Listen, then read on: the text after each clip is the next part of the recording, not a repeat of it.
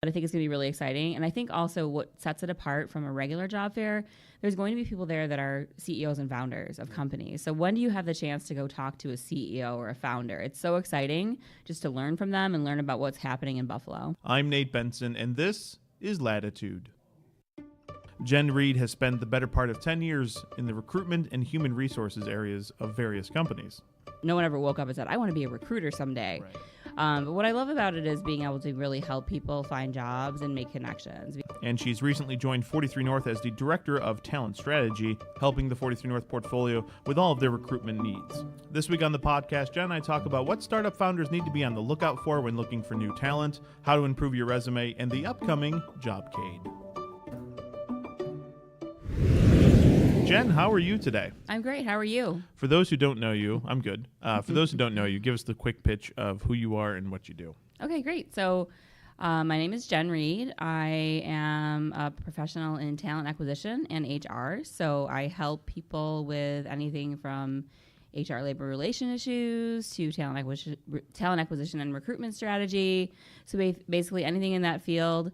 I've been working in this area for over 10 years, well over 10 years in Buffalo, and I also started my career in Boston, Mass, in agency setting. I have some HR issues. Can we talk those out on this podcast this week? Maybe later. Okay. And you've actually joined the 43 North team as our full-time recruiter now, right? Absolutely. Yep. I joined in December, and so I've been here for about 3 months now, I guess. And I would say that my role is definitely more than just a recruiter. So I help the companies with writing their job descriptions, figuring out what they're looking to hire. A lot of times they come to me and they say, hey, I have this idea. I want to hire this person to do this, but they don't really have a plan formulated. Sure. So we really kind of talk through strategy and what makes the most sense. And then also the HR piece. You know, obviously, we wouldn't bring on a full-time recruiter if our companies in our portfolio weren't recruiting. So it's a good indication of growth, right? Mm-hmm. Absolutely. There's a lot of jobs. I think I see new jobs coming in every single week, which is really exciting. So definitely a lot of growth going on, and a lot of diversity in the positions as well, from executive level to sales to marketing to people to just come in and help out with administrative stuff. So a lot of things going on. Why? What was it about recruitment, HR, things like that when you were starting your career that you were like, okay, this is actually such an impactful position that that you gravitated towards it? I mean, I kind of fell into it, which is pretty normal for anybody in the talent acquisition space. We all kind of joke in our industry that we all kind of no one ever woke up and said, I want to be a recruiter someday. Right. But what I love about it is being able to really help people find jobs and make connections, because there's nothing more exciting than getting a job offer when it's a fit that's really good for where you want to go in your career. So that's really rewarding. And then also being able to help companies. I mean, talent and people is so important to a company's success, that being able to find the right person and have a great hire and have it work out for many years is really fulfilling. What are some of the mistakes, startups make when they're looking to expand their teams? So I would say a lot of times not really thinking about the business objective and kind of thinking about hiring someone based on someone That's something that I see a lot. And I always kind of go back to, well, what do we think this person's actually going to do in your company? We want to make sure there's actually a business purpose behind the hire that makes sense. And I think sometimes also the level at which they hire is an issue. People tend to want to hire at like the VP level in startups. I think because they want someone that's very self-directed and independent. I think the idea is come in and take this off my plate. Right. But a lot of times people that come in at like the managerial level or even, something below that can still do that.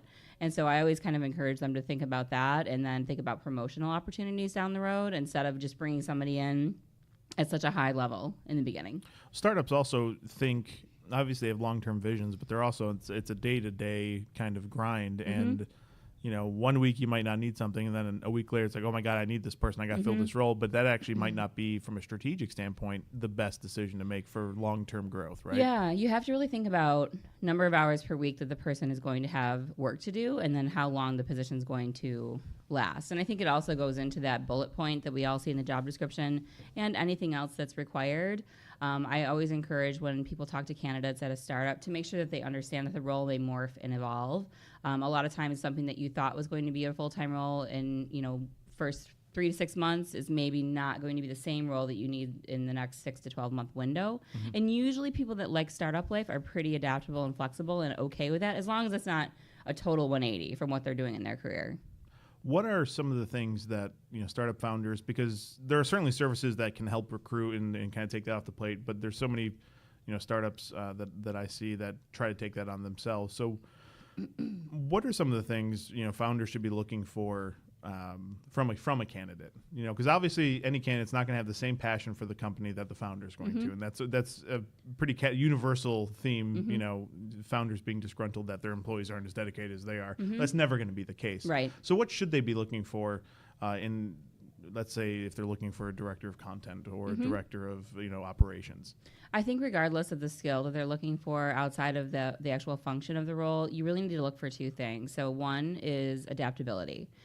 Somebody that needs a lot of structure, that likes to walk in and have a list to do every day, that gets rattled by interruptions, is not a good fit for a startup environment because things change every single day. Yeah. I kind of like to call it the wild, wild west environment because it's just totally different than anything else you're going to experience in a big corporation, which is why a lot of people love it, but it's also not something that everybody is suited for. So you need to make sure that they're okay with change and change that happens quickly and their day being interrupted and being able to get back on track.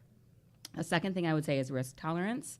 Not everybody's comfortable with the idea of not exactly knowing what the future of their company is going to look like. So you need to make sure that the person isn't going to be so unhinged by that idea that they can't function, that they're just too busy worrying about their job security.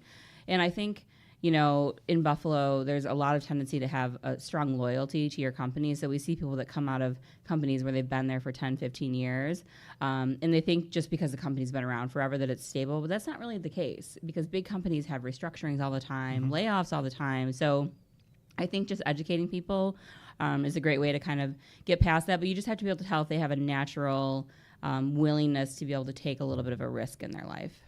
From the applicant side of things, I've sat in on some job interviews with you for some various roles. You're fun. You're fun in an interview. I'm not going to lie, Jen. I'm not super easy on them usually. But it's a good cop, bad cop situation. Yep. What are you seeing from applicants coming in to apply for some of the startups, and what needs to change? Like what obviously there's a somewhat of a relaxed attitude when it comes to startups because everyone's in their jeans and their hoodie and everything's casual, but it's still business. Absolutely. So what are you seeing day to day kind of thing? I would say the number one thing that I think an applicant can improve upon is really from the very beginning when they're actually applying for a job. A lot of people have one resume that they send everywhere. Yeah. And that resume typically isn't going to tell me in a 30 to 60 second glance if the person has the skill set that I need. So you need to think about your resume from a marketing perspective where you're really targeting it to what I'm looking for. Because if I don't see it in the first minute, if I have 150 resumes in front of me, I'm not going to give you a call. So I think that's a huge mistake that people make. And then as far as coming in, this is an interview like anything else. These are serious companies like any other company. Everyone wants to be successful. So dress professionally. I always say, even if the environment is casual and people are wearing jeans, you should come dressed in a suit anyway. I would much rather see somebody that walks in and impresses me than have everyone in my interview team say, that guy was wearing jeans. I don't know how we feel about that. That's a red flag immediately that kind of throws people off in your interview. Sure. What's a good resume look like? And obviously, I know you kind of said market it to that's a hard specific, job you're looking for. Yeah. But what are the things that you find missing a lot that you're always looking for? I think it really goes into a clear definition of how your skills fit the role, kind of like what I was saying before. So if you're someone that has, 15 years of experience and it's very diverse, then maybe make a skill summary at the top that says exactly how your skill set fits this role. And then also you want to have details in your resume too, not just generalizations. So maybe have a key accomplishments section where you really list, what you've done to make an impact in some of the roles that you've had. From a more junior perspective, I think just making sure that it's organized, the layout is nice. Sometimes people send resumes that look terrible, and that's just not a great indication of how that person's going to be in the work environment. So I think just taking the time to make sure that things look nice. People ask me a lot, should there be color? What should the format look like? When I think about a resume, I try to tailor it to my audience. So if I know I'm applying to a company that's progressive, I might throw a little color in my resume. If I'm a graphic designer, I'm going to design my resume. If I'm applying to something that's super traditional, I might keep it more streamlined. But I literally probably spend myself looking 45 minutes to an hour every time I write a resume because it needs to be tailored and structured every time. You know, back when I was looking for jobs, way back when, the idea was, cram everything into one page. Is that a myth, or is that still the case? I mean, I think if you have more than 10 years of experience and you really think you need to have 2 pages, it's okay. Yeah. Just make sure that the first 1/3 of your resume is the most impactful. If you have anything less than 10 years, 1 page is enough. And a lot of times I see people that have 1 to 3 years of experience still listing all the things they did during college on their resume, which are great. We want to know about your college experiences, but they don't need to take up a lot of space. So maybe just have like an activities and highlights section where it's really brief, but you don't really need all that stuff. You don't need the jobs that you did. You know, if you worked at Target or, wherever, that's great that you have work experience, but if you have professional experience beyond college, just stick to that and keep it to 1 page. Recruiters are very busy, so realistically, if it's long and you don't have a lot of experience, no one's going to read it anyway. What's the cutoff where you shouldn't? Everyone of course loves college, but eventually you got to let go with the past, right? Absolutely. So is that like the 5-year mark or the 10-year mark, or like? I mean, I really think once you have a couple jobs out of college, it's time to let go of the things in between. When you're first starting out and you have nothing else to show that you've worked anywhere, it's good to have it on there because people want to know that you can actually show up on time, you understand what it's like to report to work every day, just the basics of acting in a professional way. But after that, you don't need it. So recruiting for the startups with 43 North, how's the experience been working with? You've been pretty busy this I'm January. very busy. Yeah, I think helping fill a lot of roles. You see me running around like a chicken with my head cut off. Yeah, like your calendar's pretty damn full. It is pretty full, but it's great, and it's full because I love what I do and I'm having a great time. So I always have these visions of leaving these blocks of time on my calendar, and then I always say, well, I can get this one more thing in. I can help this person and do this. So I fill it right up, which is fine with me. It's been great, and I think it's been fun because it's really diverse. So for somebody that's been in recruitment for a long time, I love that all my roles are so different. I've recruited in a lot of different areas: healthcare, technology, creative, marketing. I think pretty much everything, actually. But there's still new positions coming up. Someone to Detect, for example, working with the dairy industry is really cool because I actually grew up on a dairy farm. So I love learning about those positions, which I didn't really know about. Yeah. So that's been really fun. Like I said before, it's not just the job part of it. There's a lot of other things that go into the talent acquisition and HR function that I'm helping out with. So even, a lot of times they'll come running in and say, oh, we're going to hire, 7 customer service people. And then I say, who's going to manage those people? Because they don't think about that part of it. Oh. Right. Oh. The founder can't be the manager of every department. You can't. And that's what usually happens. And it just becomes overwhelming. And, part of having a successful team is making sure that they have a little bit of direction. They know who they can ask questions to. And the founders, a lot of times, are so busy doing other things that you just need a little support.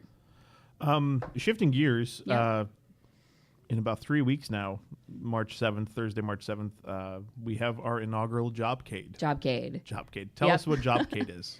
Yeah, so JobCade is our spin on what you would think of as a traditional job fair, but what we're really trying to do is make it more targeted for people that are interested in the startup ecosphere and small businesses in this area.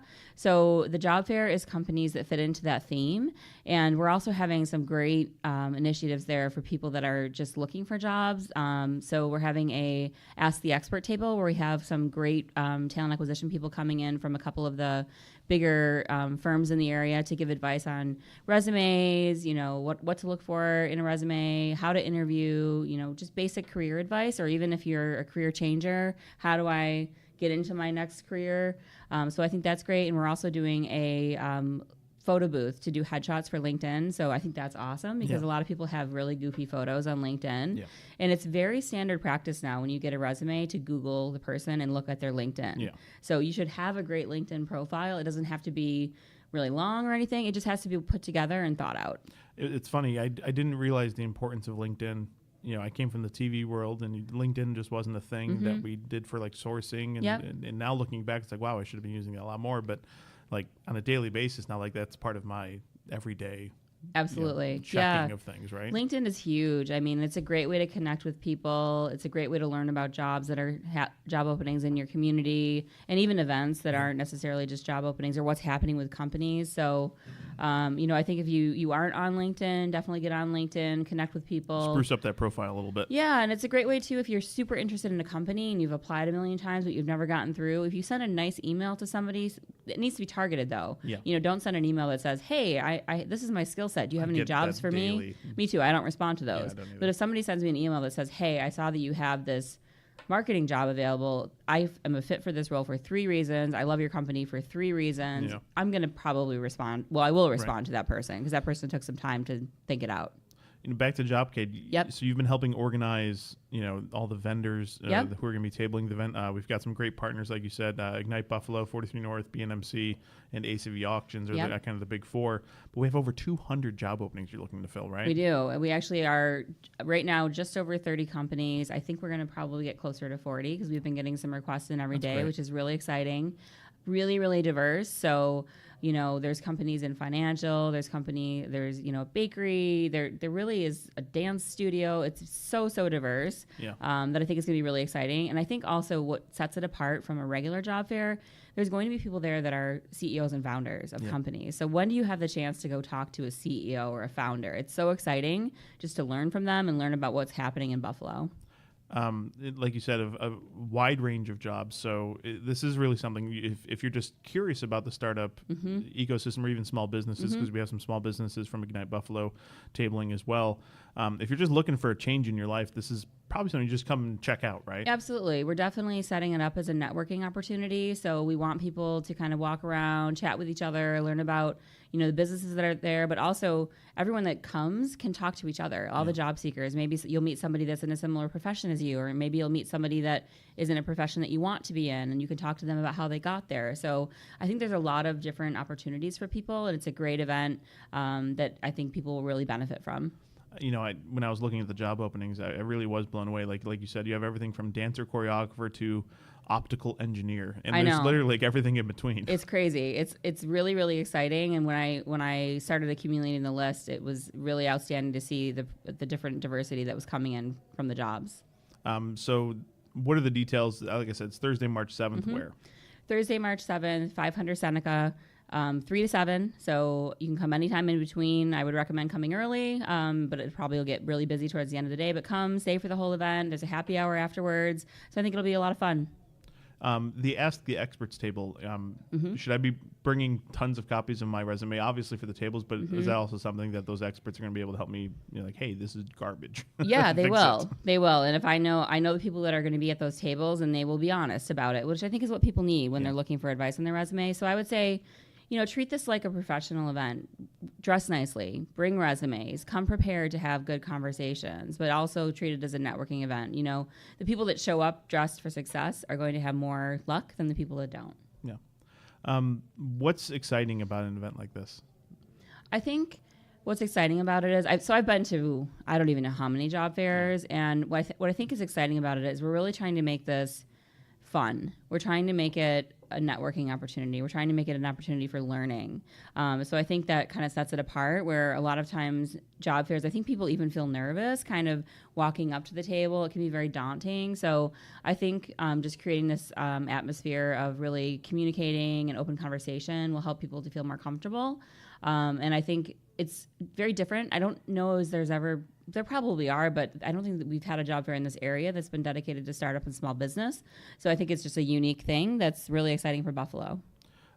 Wrapping things up, if there are some startups or small businesses out there that think that they're a good fit for this, how can they get a hold of you to possibly be at table the event? Yeah, so if you're interested in tabling at the job fair, you can email me. My email is very simple. It's just Jen, Jen, at 43north.org.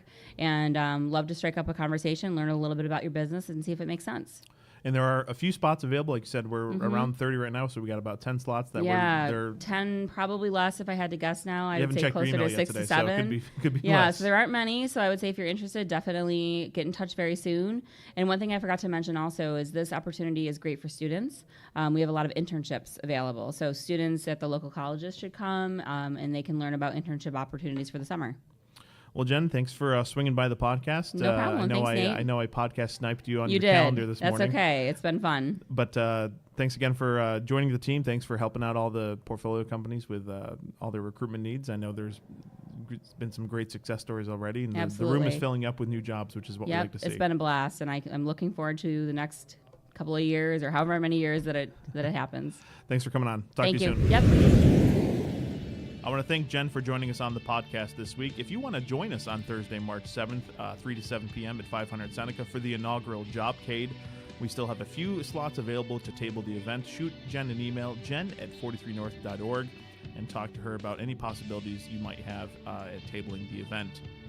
And again, that's Thursday, March 7th, 3 to 7 p.m. at 500 Seneca, right along the bus route. And there's plenty of parking at 500 Seneca, so please join us at JobCade. It's free and open to the public, no registration required. If you're looking to ignite your career or just look for something new, this is the premier event for you. And in the meantime, head on over to 43north.org/jobs, where you can check out all the current openings on our job board. Thank you so much for listening to this podcast. Make sure you head on over to Apple Podcasts and leave a 5-star review. The more 5-star reviews we have, the higher our ranking is in iTunes, and that means more people will hear the tremendous stories coming out of Western New York's startup and small business ecosystem. For 43 North, I'm Nate Benson, and we'll see you at the next one.